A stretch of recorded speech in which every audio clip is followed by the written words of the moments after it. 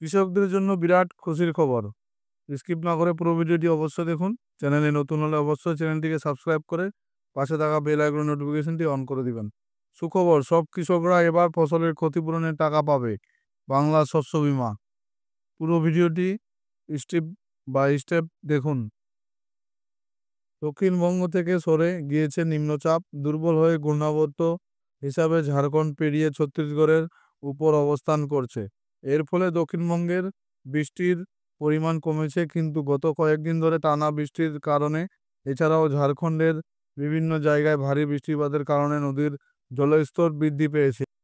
এছাড়াও ডিবিসি, মাইথন, পাঞ্চেত এবং ঝাড়খণ্ডের চান্ডিল সহ আরও কয়েকটি জলাধার থেকে জল ছাড়া হয়েছে। ডিবিসি এদিক ৫৫,০০০ কিউসেক হারে জল ছেড়েছে। চান্ডিল থেকে ১,২৯,০০০ কিউসেক জল ছাড়া হচ্ছে।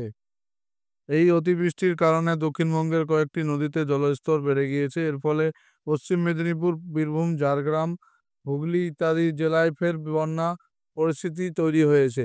গত শুক্রবার মুখ্য সচিব মনোজ পন্ত সমস্ত জেলা শাসকদের নিয়ে পর্যালোচনা বৈঠক করেন। জেলাগুলিতে যাতে প্রশাসনিকভাবে ত্রাণ সামগ্রী সঠিকভাবে পৌঁছে যায়, সঠিকভাবে বন্টন করা হয় এবং বন্যা মোকাবেলায় যাবতীয় ব্যবস্থা নিয়ে আলোচনা করেন। ত্রাণ সামগ্রী যত কাছাকাছি সম্ভব বন্যা দুর্গত এলাকার কাছে মজুত করে রাখারও পরামর্শ দেন।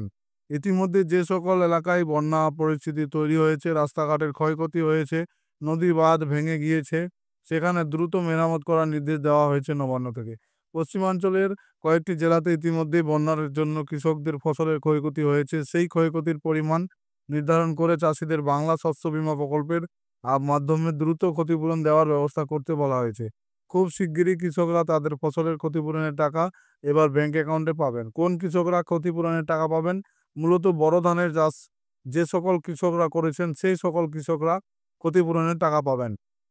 কবে ক্ষতিপূরণের টাকা দেওয়া হবে? যে সকল কৃষকদের ফসলের ক্ষয়ক্ষতি হয়েছে সেই সকল কৃষকদেরকে ক্ষতিপূরণের টাকা আগস্ট মাসের মধ্যে ব্যাংক অ্যাকাউন্টে দেওয়া হবে। কত টাকা পাবেন?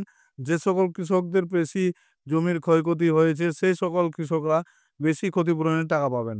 ক্ষতিপূরণের টাকা নির্ভর করছে চাষির কত পরিমাণ জমির ক্ষতি হয়েছে তার উপর। ভিডিওটি ভালো লাগলে অবশ্যই কমেন্ট বক্সে কমেন্ট করে জানাবেন। পুরো ভিডিওটি দেখার জন্য ধন্যবাদ বন্ধুরা।